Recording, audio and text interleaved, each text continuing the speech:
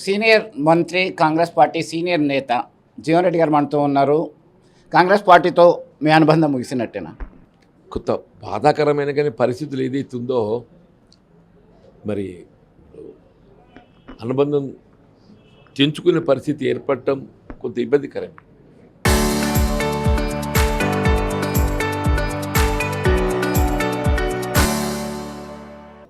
ప్రధానంగా మీరు చాలాసార్లు పదే పదే చెప్పడం జరిగింది, ఒక సెల్ఫ్ రెస్పెక్ట్ అనేది లేకుండా పోయింది.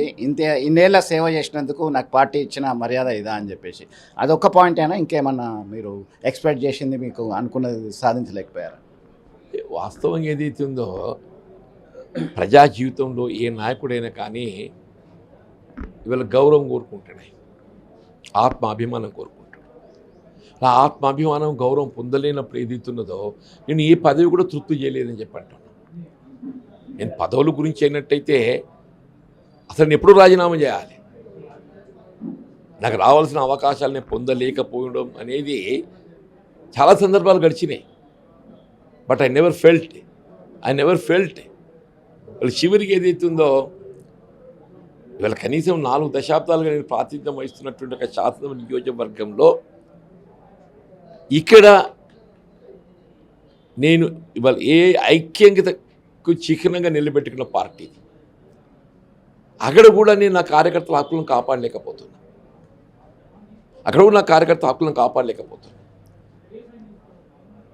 మరి ఎటువంటి పరిస్థితులలో నా యొక్క సైలెన్స్కు నా సైలెన్స్ అనేది అది నా బలహీనత కనబడుతుంది.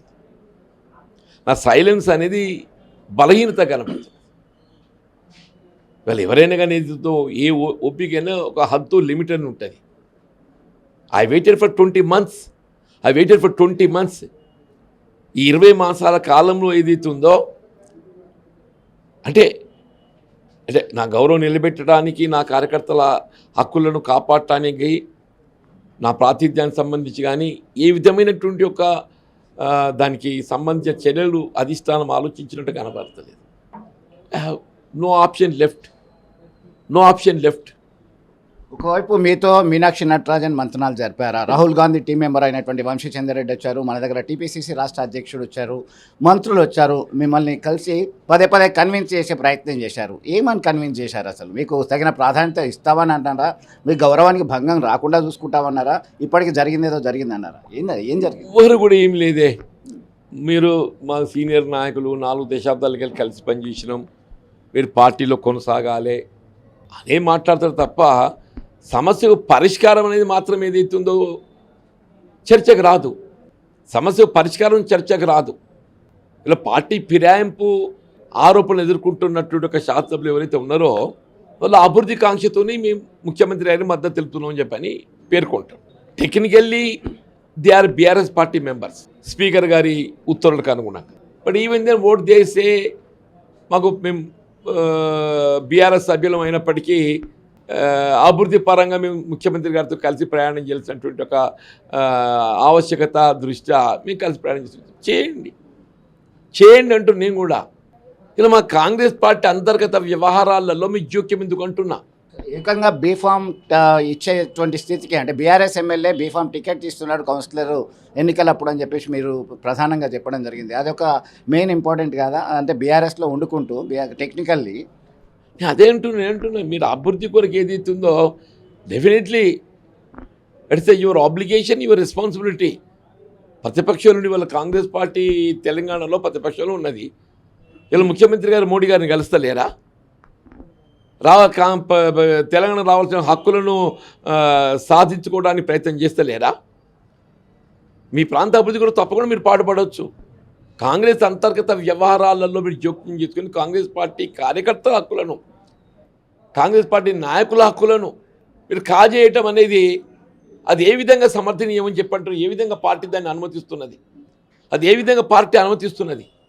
4 పేర్లుగా మేము పార్టీని పట్టుకొని ఉన్నామే, 4 పేర్లుగా మీకు కృషి ఉన్నది. ఓ ఎన్నిక గెలిచినా ఓడిని ఇక్కడ పార్టీని నిలబెట్టుకున్నాం. నేనే కాదు, ఈ 10 నియోజకవర్గాలలో ఉదాహరణ చెప్పంటున్నాయి. మన స్టేషన్ గన్పూర్లో ఇంద్రాని ఒక అమ్మాయి దళిత ఆడబిడ్డ ఏదిస్తుందో 2 పర్యాయాలు ఆశించిన ఫలితం పొందకుండా కానీ ఏదిస్తుందో ఆమె అక్కడ గన్పూర్లో కాంగ్రెస్ పార్టీకి అండగా నిలబడ్డది. చెవుల్లో భీమ్ భరత్ అని చెప్పిన ఇంకో దళిత యువకుడే పోరాటం చేసిండు. ఇలా కాంగ్రెస్ పార్టీ అధికారానికి వస్తే ఏదో ఒక ప్రభుత్వ పరంగా వాళ్ళకు గుర్తింపు లభించే విధంగా ప్రజల్లో అభివృద్ధి కార్యక్రమాలలో భాగస్వాములు కావాలని భావిస్తారు కదా. ఏ అవకాశం లేకుండా చేస్తే ఎట్లా భరిస్తారు? మీరు 2014లో your the MLA from opposition party అయినప్పటికీ మీరు కేసీఆర్ని కలిశారు, ఈ ప్రాంత అభివృద్ధి కొరకు తగిన నిధులు తీసుకొచ్చామని చెప్పారు. అట్లనే చేస్తే బాగుండేదంట. అట్లా తెచ్చినా బాగుంటుండే. ఇంకా మీరు కొంత మిత్రపక్షంగా ముందు పోతామని చెప్పని భావించవచ్చు. ఇప్పుడు ఎంఐఎం మిత్రపక్షమే. ఎంఐఎం ఏముంటుంది, మేము ప్రభుత్వానికి మద్దతుగా కలిసి పనిచేస్తాము అని చెప్తున్నది. But they are not interfering in the internal affairs of the Congress party. మీరు కలిసి ప్రయాణం చేయండి. కాంగ్రెస్ పార్టీ అంతర్గత వ్యవహారాలలో జోక్యం చేసుకోకండి అంటున్నాను. ఇప్పుడు ఏమైపోయింది, ఈ ఇంటర్నల్ రిఫ్ట్తో ఏదైతుందో ఇలా కాంగ్రెస్ పార్టీ బలహీనమైపోతుంది. అది వాంఛనీయం కాదు. మీ భవిష్యత్ రాజకీయ ప్రణాళిక ఏ విధంగా ఉండబోతుంది? మరికొద్దిసేపట్లోనే మీరు రాజీనామా చేయబోతున్నారు. నేను ఏ విధమైనటువంటి భవిష్యత్తు ఆలోచన లేకుండా నేను మానసికంగా ఎదుర్కొంటున్నటువంటి ఈ క్షోభ ఇబ్బంది దృష్ట్యా ముందు ఇందులోకి వెళ్ళి బయటపడాలని చూస్తున్నానే. ఇందులోకి వెళ్ళి బయటపడ్డ తర్వాత దెన్ నేను ప్రజాజీవి కొనసాగే ఆలోచనలు ఉన్నా కాబట్టి నాకు మార్గం లభించకపోదు. ఏ మార్గం లేదు. నేను స్వతంత్రంగా కొట్లాడే శక్తి ఉన్నోడిని. నేను స్వతంత్రంగా కొట్లాడే శక్తి ఉన్నోడిని. తప్పకుండా ప్రజాక్షేత్రంలో ఏదైతుందో నా చివరి ఆయు అంటే అంకం వరకు ఏదైతుందో ప్రజా సమస్యల కోసం పోరాటం చేస్తాను. జగిత్యాల నియోజకవర్గంలో జీవన్ రెడ్డి అంటేనే ప్రజల మనిషి, ప్రజలతో మమేకమై ఉంటారనేటువంటి పేరుంది. ఇప్పటికీ కూడా ప్రజల కొరకే మీరు తాపత్రయపడుతున్నారు. అంటే మీకు ముఖ్యమంత్రి రేవంత్ రెడ్డి నుంచి ఏమైనా ఫోన్ కాల్ వచ్చిందా? మీరు అయితే పెద్దన్నగా ఇంతకుముందు ఒకవైపు టీపీసీసీ చీఫ్ అన్నారు, అలాగే జగ్గారెడ్డి అన్నారు, మాకు పెద్ద అస్సెట్ జీవన్ రెడ్డి లాంటి వాళ్ళు అని. అంటే ఇప్పుడున్న నేను ఎదుర్కొంటున్న పరిణామాలకు సంబంధించి పరిష్కార దిశగా నా ముఖ్యమంత్రి గారు ఏ విధమైనటువంటి అంటే సూచన రాలేదు అన్న నేను.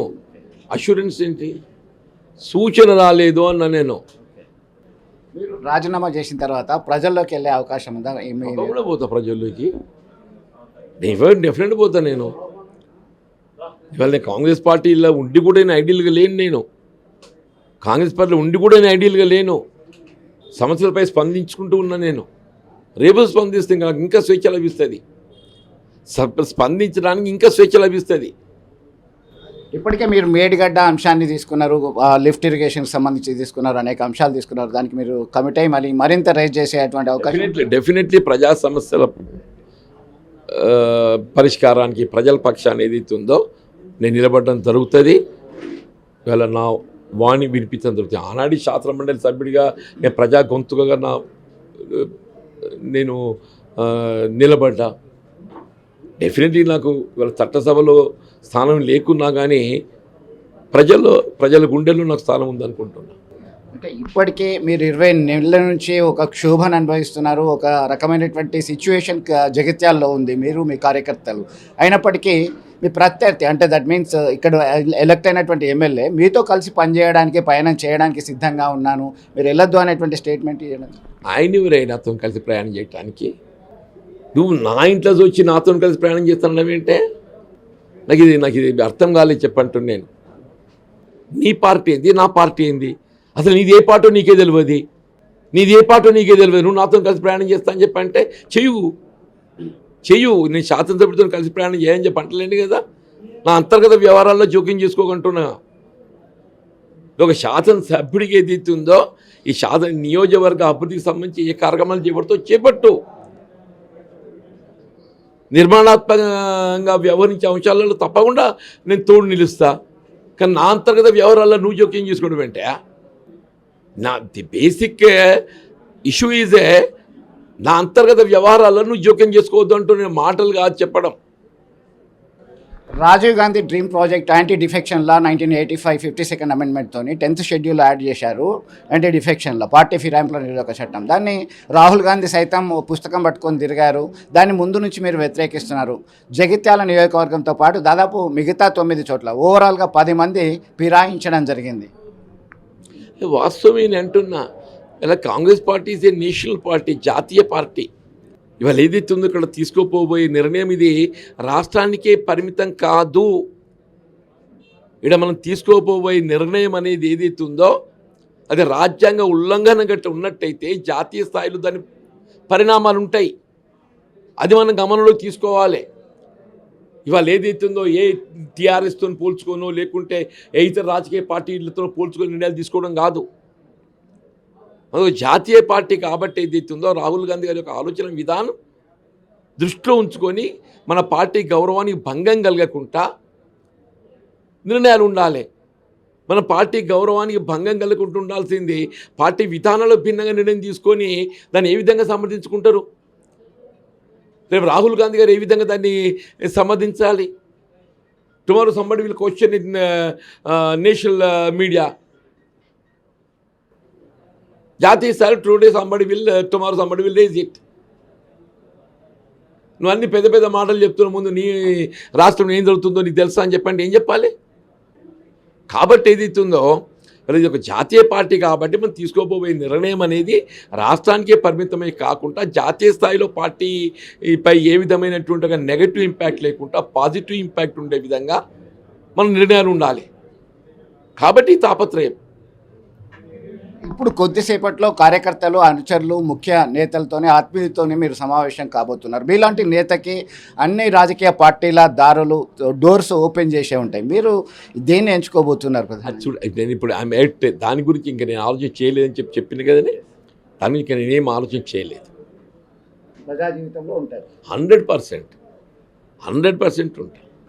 మొత్తం మీద ప్రజా జీవితంలో ప్రజల గొంతుకగా నిలవడానికి సిద్ధంగా ఉన్నాను. కాంగ్రెస్ పార్టీలో 40 ఏళ్ల సుదీర్ఘ రాజకీయ అనుభవాన్ని తెగదెంపులు తెంచుకునే సమయం వచ్చింది. ముఖ్యంగా సెల్ఫ్ రెస్పెక్ట్, ఆత్మ గౌరవానికి భంగం కలిగింది కాబట్టి ఈ నిర్ణయం తీసుకోక తప్పట్లేదు. అలాగే యాంటీ డిఫెక్షన్ లా ముందు నుంచి చెప్తున్నటువంటి పరిస్థితి, దాన్ని సైతం మనం ఖచ్చితంగా ఇంప్లిమెంట్ చేయాల్సినటువంటి పరిస్థితి ఉందని చెప్పి వారు అభిప్రాయం వ్యక్తం చేస్తున్నారు. మరికొద్ది సేపట్లోనే కాంగ్రెస్ పార్టీకి రాజీనామా చేయడానికి సిద్ధంగా ఉన్నటువంటి పరిస్థితి అయితే గమనించవచ్చు. విడుదల సుమంత్తో కలిసి చంద్రశేఖర్, RTV, జగిత్యాల నుంచి.